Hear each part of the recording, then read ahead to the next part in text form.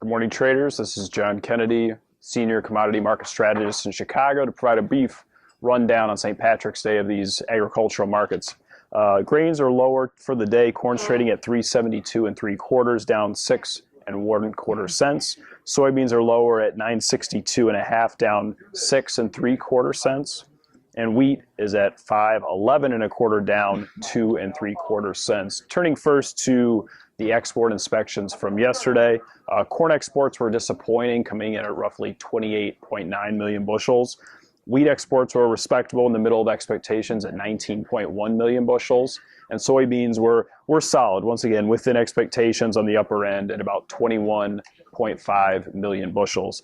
Secondly, yesterday we had the NOPA Feb crush for soybeans, which came in slightly less than expectations.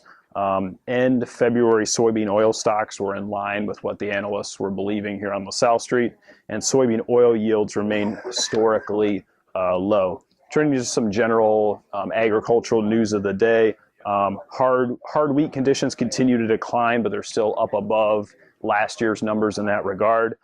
Soft wheat is struggling across the South as far as its progress up to this point.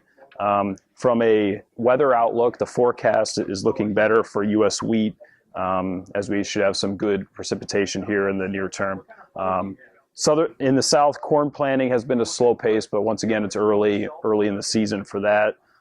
There have been some reports of China going to Ukraine for some corn purchases, which obviously means they're not buying it from us. The markets are seeing, could potentially see a leg down without some outside forces. The outside markets today are also leaning on grains overall, with the stock market down and crude oil also selling off. Keep in mind that today begins the FOMC meeting, with then tomorrow Madam Secretary Yellen having her press conference, so that will be the focus of many of the other markets today. Until the next time, happy trading, enjoy the corned beef and a pint, and I'll talk to you next time.